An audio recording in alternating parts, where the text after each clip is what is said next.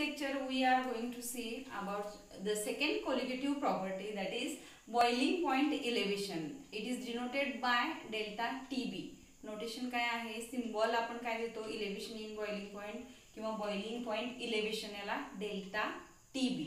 आता boiling point म्हणजे काय ते पाहणं गरजेचं आहे.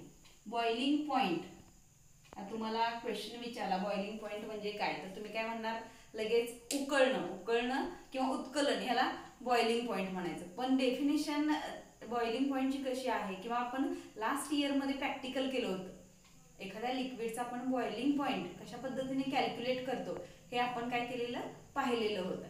मग बॉइलिंग पॉइंट म्हणजे काय एखाद्या लिक्विडचा, the temperature at which vapour pressure of a liquid is equal to the applied pressure is called its boiling point.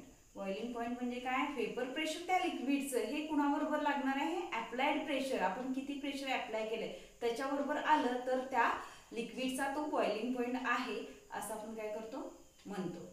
आता हा जो एक्सपेरिमेंट किंवा एखाद्या लिक्विडचा बॉइलिंग पॉइंट आपण ज्यावेळी फाइंड आउट करतो आणि हे ओपन स्पेस मध्ये ज्यावेळी आपण बॉइलिंग पॉइंट हा कॅल्क्युलेट करायचा असतो आपल्याला, त्यावेळी जे प्रेशर असतं ते ॲटमॉस्फेरिक प्रेशर असतं. म्हणजे आपण सराउंडिंग मध्ये जे प्रेशर आहे ते ॲटमॉस्फेरिक प्रेशर 1 atm चं प्रेशर आहे हे आपल्याला माहित आहे. ठीक आहे, म्हणजे बॉइलिंग पॉइंट आपण ज्यावेळी एखाद्या लिक्विडचा कॅल्क्युलेट करतो ओपन स्पेस मध्ये, तर व्हेपर प्रेशर, द टेम्परेचर, आपण बॉइलिंग पॉइंटची डेफिनेशन कशी सांगणार पहा, the temperature at which vapor pressure of a liquid is equal to atmospheric pressure. Boiling point म्हणजेच काय, vapor pressure of a liquid becomes equal to atmospheric pressure. आपण last year मध्ये practical करून पाहिलेलं आहे, त्यामुळे डिटेल जाण्यात इथे काही आवश्यकता नाही आपल्याला.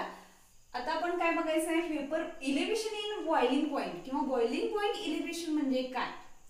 तुम्हाला माहिती आहे, नॉन व्होलाटाइल सोल्यूट आपण लोअरिंग ऑफ व्हेपर प्रेशर किंवा व्हेपर प्रेशर लोअरिंग ह्या टर्म मध्ये बघितलेलं आहे. ठीक आहे, आता इथे एक इलिस्ट्रेशन देते, त्यामध्ये तुम्हाला लक्षात येईल की इलेव्हेशन इन बॉइलिंग पॉइंट म्हणजे काय.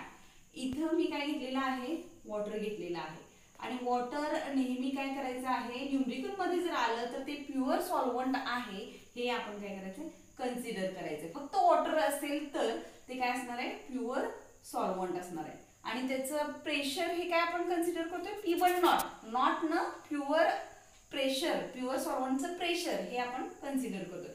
इथे काय घेतलेलं आहे, आपण वॉटर घेतलेलं आहे. ठीक आहे, H2O घेतलेला आहे. आता याचा बॉइलिंग पॉइंट आपण सांगू शकतोय, बॉइलिंग पॉइंट वॉटरचा किती असतोय, boiling point of water is equal to 100 degree Celsius. म्हणजे ह्या लिक्विडचं व्हेपर प्रेशर हे ॲटमॉस्फेरिक प्रेशर 1 atm इतकं येण्यासाठी किती डिग्री सेल्सिअस टेम्परेचर लागणार आहे, इथं 100 डिग्री सेल्सिअस एवढं टेम्परेचर इथं काय लागतं, आपल्याला प्रोव्हाइड करावं लागतं किंवा टेम्परेचर त्या लिक्विडला द्यावं लागतं, तर त्याचा बॉइलिंग पॉइंट आपल्याला मिळतो. लक्षात आलं. आता बॉइलिंग पॉइंट हा कसा झाला, हा आपण बॉइलिंग पॉइंट जो आहे प्युअर सॉल्व्हंट आहे. H2O म्हणजे काय आहे, हा प्युअर सॉल्व्हंट, आपण त्यामध्ये काही ऍड केलेलं नाहीये, प्युअर सॉल्व्हंट काय आहे, हा प्युअर सॉल्व्हंट आहे, आपण सोल्यूट ऍड केलेला नाहीये. ठीक आहे, सेकंड आपण एक इलिस्ट्रेशन बघूया, त्यामध्ये प्युअर सॉल्व्हंट आहेच, वॉटर तरी आहेच, H2O आहे, त्याबरोबर आपण काय केलेलं आहे, त्यामध्ये ऍडिशन नॉन व्होलाटाइल सोल्यूटची ऍडिशन केलेली आहे. नॉन व्होलाटाइल सोल्यूट, उडून जाऊ न शकणारे जे सोल्यूट आहेत त्याची ऍडिशन केलेली. ठीक आहे, आता प्युअर सॉल्व्हंट मध्ये लास्टच्या लेक्चर मध्ये मी सांगितलेलं आहे, प्युअर सॉल्व्हंट मध्ये जे मॉलिक्युल्स असतात फक्त प्युअर सॉल्व्हंटचेच असतात, त्यामुळे व्हेपर प्रेशर किंवा ह्या ज्या व्हेपर्स तयार होणाऱ्या आहेत त्या कशा होतात, ठीक आहे, सरफेसवरचे मॉलिक्युल्स आहेत ते वेपर फेज मध्ये जातात लगेच. आणि इथं काय होणार आहे, नॉन व्होलाटाईल सोल्यूट ज्यावेळी आपण ऍड करतो त्यावेळी काय होणार आहे, इथं हे मॉलिक्युल्स तरी प्युअर सॉल्व्हंटचे असतातच, त्याच्याबरोबर नॉन व्होलाटाईल सोल्यूट जे मॉलिक्युल्स लिक्विडच्या सरफेस वरती येतात, त्यामुळे वेपर तयार होण्याची कॅपॅसिटी त्या सोल्युशनची काय होते, डिक्रीज होते, कमी होते. ठीक आहे, इकडे 3 वेपर्स तयार झालेले आहेत, अज्यूम करायचे आपल्याला. ठीक आहे, तर इथं काय होतात, नॉन व्होलाटाईल सोल्यूट आपण ज्यावेळी ऍड करतो त्यावेळी 2च वेपर्स आपल्याला दिसतात. म्हणजे इथं आपण हे जर टेम्परेचर जे आहे प्युअर सॉल्व्हंटचा बॉइलिंग पॉइंट जो आहे तो आपण TB नॉट न डिनोट करूया. TB not is equal to temperature किती आहे किंवा बॉइलिंग पॉइंट त्याचं किती आहे, तर 100 डिग्री सेल्सिअस आहे. ठीक आहे, हे कन्सिडर करूया. आणि ज्यावेळी आपण नॉन व्होलाटाईल सोल्यूट त्या वॉटरमध्ये ऍड करतोय त्यावेळी व्हेपराइज स्टेट किंवा व्हेपरायझेशन त्या सोल्युशनचं किंवा हे मॉलिक्युल्स जे व्हेपर स्टेट मध्ये जातात त्यांची संख्या डिक्रीज होते.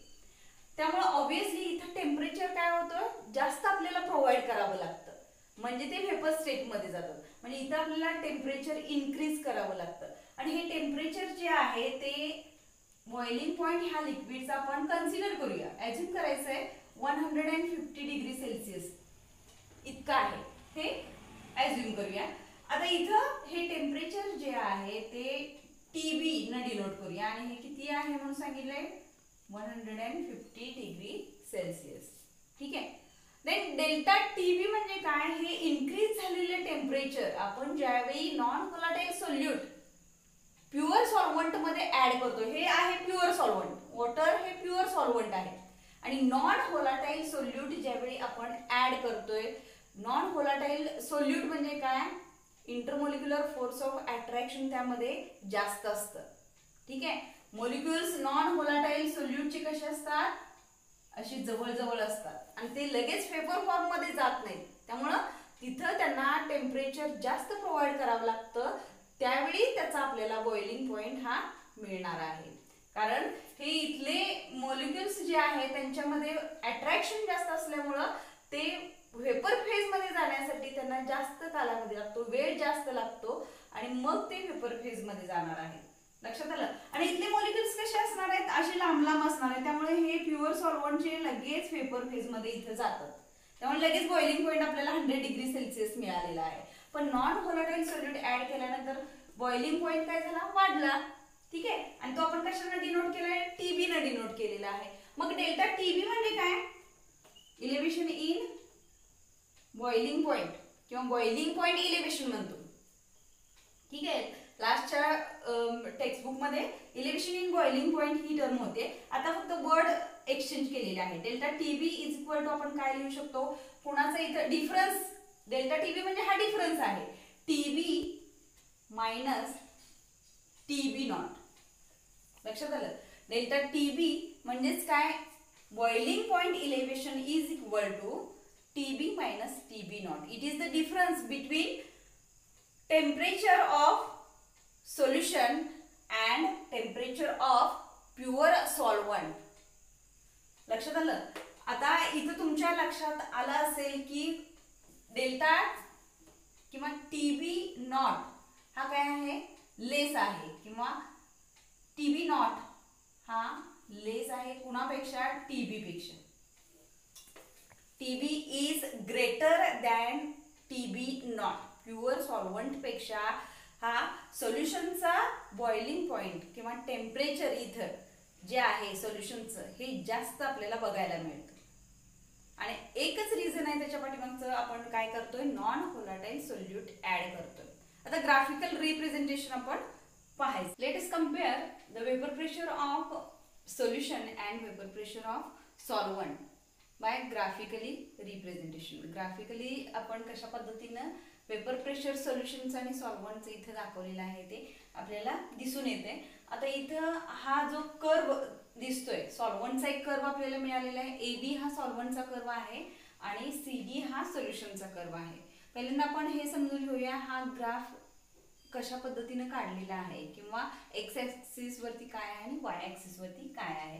आता व्हेपर प्रेशर आपण वाय ऍक्सिस वरती घेतलेला आहे, टेम्परेचर आपण काय केलेलं आहे एक्स ऍक्सिस वरती इथे घेतलेला आहे आणि आपल्याला दोन असे कर्व मिळालेले आहेत. आणि ते कर्व कोणते आहेत बघा, AB curve and CD curve and the AB curve is above and CD curve is below. इथे बघा टेम्परेचर हे जे आहे सॉल्व्हंटचं टेम्परेचर आपण इथं TB नॉट न डिनोट करतोय. म्हणजे जसं आपण टेम्परेचर इन्क्रीज करू तसं काय होतंय, हा ग्राफ पहिल्या लाईनकडे लक्ष द्यायचं, पहिला जो कर्व आहे तिकडे लक्ष द्या तुम्ही. जसं आपण टेम्परेचर इन्क्रीज करू तसं काय झालेलं आहे इथं व्हेपर होण्याच्या जे प्रोसेस आहे, व्हेपर मध्ये ते लिक्विड जाण्याची प्रोसेस आहे ती काय होते इन्क्रीज होते. आणि ॲट अ सर्टन टाइम इथं ठराविक कालावधीला ते टेम्परेचर 1 ॲटमॉस्फेरिक प्रेशर इथं काय होतंय त्या सॉल्व्हंट जो तो सॉल्व्हंट आहे तो आपल्याला दाखवतोय. मग 1 ॲटमॉस्फेरिक प्रेशरला हे जे सॉल्व्हंट जे आहे ते आल्यानंतर आपण काय म्हणतो त्याचा तो काय असणार आहे बॉइलिंग पॉइंट असणार आहे. म्हणजे त्या प्युअर सॉल्व्हंटचं जे टेम्परेचर आहे ते इथं आपण 1 ॲटमॉस्फेरिक प्रेशरला किती आहे, काय सिम्बॉल दाखवलेला आहे TB नॉट न दाखवलेला आहे. तसंच सोल्युशन जे आपण घेतलेलं आहे त्यामध्ये काय केलेलं आहे नॉन व्होलाटाईल सोल्यूट आपण ऍड केलेलं आहे. त्यामुळे जसं टेम्परेचर आपण वाढवू इन्क्रीज करू तसं काय होतंय इथं 1 ॲटमॉस्फेरिक प्रेशर येण्यासाठी त्याला टेम्परेचर हे काय लागलं जास्त लागलं इथं. म्हणजे इथं एवढा डिफरन्स हा टेम्परेचर मध्ये पडलेला आहे आणि हा जो डिफरन्स आहे त्यालाच आपण काय म्हणतोय delta TB boiling point elevation. आणि ते आपण ह्या इक्वेशन न काय करतोय दाखवतो. ठीक आहे, म्हणजे इथं TB जो मिळालेला आहे is greater than TB nought. Boiling point pure सॉल्व्हंटचं जे आहे ते कमी आहे इथं आणि बॉइलिंग पॉइंट जे नॉन व्होलाटाईल सोल्यूट ऍड केल्यानंतर सोल्युशन जे तयार झालेलं आहे त्याचा बॉइलिंग पॉइंट हा काय आहे इथं जास्त आहे. बॉइलिंग पॉइंट इलेव्हेशन आणि कॉन्सन्ट्रेशन ऑफ सोल्यूट यामध्ये एक रिलेशन आहे, ते कोणतं आहे पहा, delta TB is directly proportional to small m. म्हणजे स्मॉल m हा सिंबल कशासाठी आहे मोलॅलिटीसाठी आहे. म्हणजे ही टेम्परेचर इंडिपेंडंट टर्म आहे. Delta TB is directly proportional to m.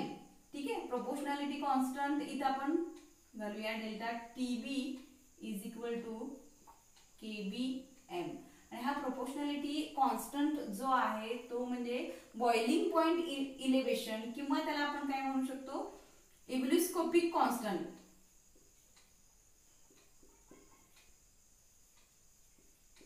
इब्युलिस्कोपिक constant म्हणायचं.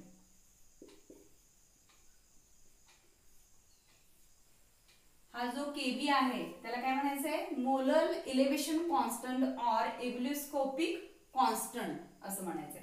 हेच इक्वेशन कसं होणार KB इज इक्वल टू काय होणार delta TB upon small m. आता KB इब्युलिस्कोपिक कॉन्स्टंट याचं युनिट आपण कॅल्क्युलेट करू शकतो. डेल्टा TB म्हणजे काय आहे हे टेम्परेचर आहे, त्याचं युनिट काय आहे K केल्विन मध्ये आपण सांगतो टेम्परेचर. देन मोलॅलिटी त्याचं युनिट काय आहे मोल पर kg. ठीक आहे, मग KB चं युनिट काय होणार केल्विन किलोग्राम पर मोल. ठीक आहे, KB चं युनिट काय होणार केल्विन किलोग्राम पर